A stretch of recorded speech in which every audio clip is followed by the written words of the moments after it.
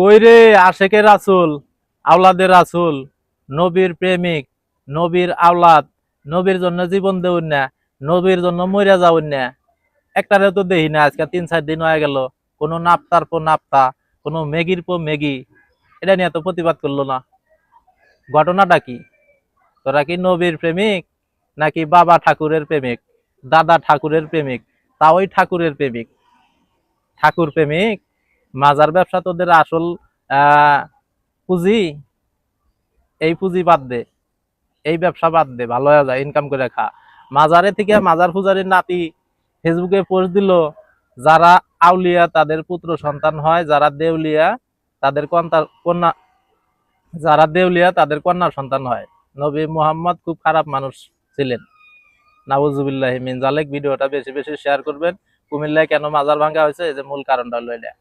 তো এখানে লিখছে খারাপ মানুষ ছিলেন তাই তার পুত্র সন্তান হয়নি। বর্তমান পীর সাহেব নবীর চেয়ে বেশি পবিত্র তাই তাদের পুত্র সন্তান হয়।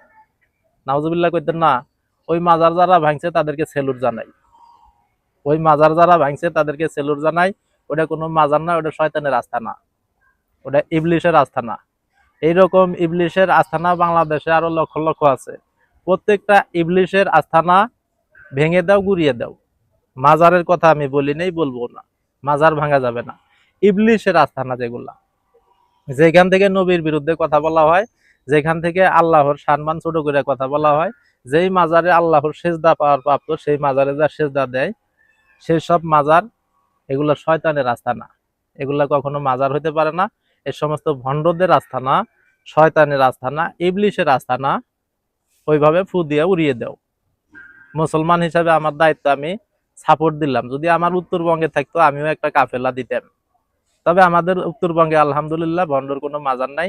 আমাদের উত্তরবঙ্গে যারা হক্কানি মানুষ ছিলেন, অলিয়া উলিয়া ছিলেন, তাদের মাজার আছে।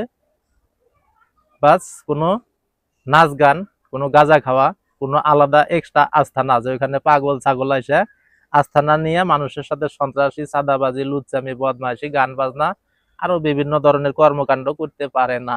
উত্তরবঙ্গে নাই, শুধু আছে এই দক্ষিণবঙ্গে। এগুলার ফুটকি লাল করে ছুটিয়ে দাও, এগুলার ফুটকি লাল করে ছুটিয়ে দাও।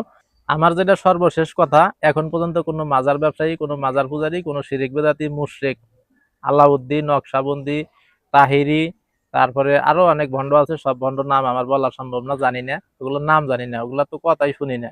মাঝে মাঝে ঘেউ ঘেউ করে সামনে আসে, এই পর্যন্ত দেখি, নাম তো আর জানি না। কোন নটির ফোলা এখন পর্যন্ত এটা নিয়ে মুখ খুললো না। কারণটা কিতা ভাইয়া? নবীকে গালি দিল, নবীকে অবমাননা করলো, তোমরা নবীর আওলাদ, নবীর বংশধর, এখন মুখ খুলতেছ না কেন? তার মানে তোরা মাজার ব্যবসায়ী, তোরা নবীর প্রেমিক নয়। তোদের মেন টার্গেট হলো মাজার ব্যবসা প্রতিষ্ঠিত করা।